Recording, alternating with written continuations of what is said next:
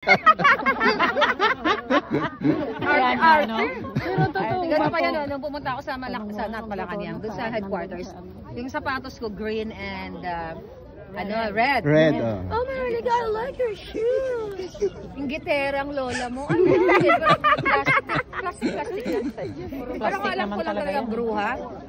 Niloklok mo na sana. Salaksakan ko na yung giti niya sa ano. Di ba minsan makikita mo ang aura ng tao? I have to Send niya sa akin siguro na. blinded ako.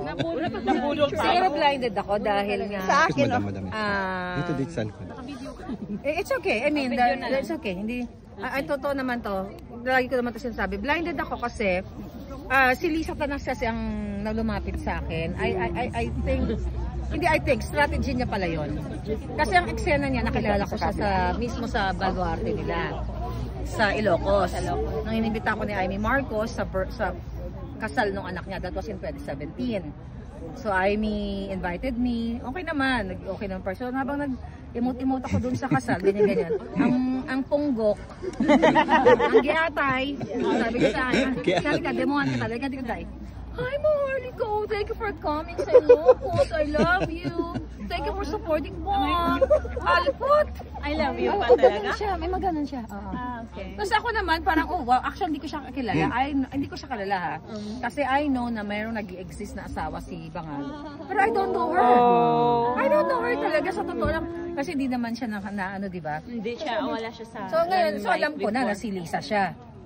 Tapos naging, parang, siguro dahil pag mabuti naman kasi ng approach sa'yo ng tao, diba? You don't judge right away. Like you guys, hindi naman tayo magkakilala. You're very nice. Tapos mabuti naman yung touring sa'yo. Bakit ka naman, but I can feel yung size niya kasi parang ano. Pero may mga, may mga premonition na. Nasaan ba siya ngayon? Baka nagdudurog ngayon. Nasa MN pa ba? Kasi nung umuwi ako, nung 2022, kasi straightforward akong tao, nakikita ko na siya eh. Tinext ko siya May 7, nasabi ko sa vlog ko, May 7, kasi ang Mother's Day na May 8. Sabi ko, hi Lam kasi ang tawagan, no? Sabi ko ngayon pa lang, napapagaligiran ka na ng ahas, ng badik. So to yun, yung pala siya yung ahas. Oo, kasi marami mga issue, no, na doon may nakikita ko. So I thought, para sila sa bayan.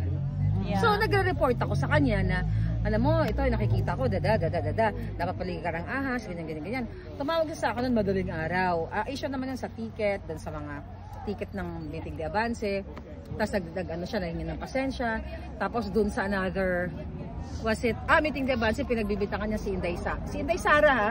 At saka yung mga Duterte. Kasi nga, kinuwento ko sa kanya, sabi ko, bakit yung ticket namin, sabi dito, ganito, ganyan,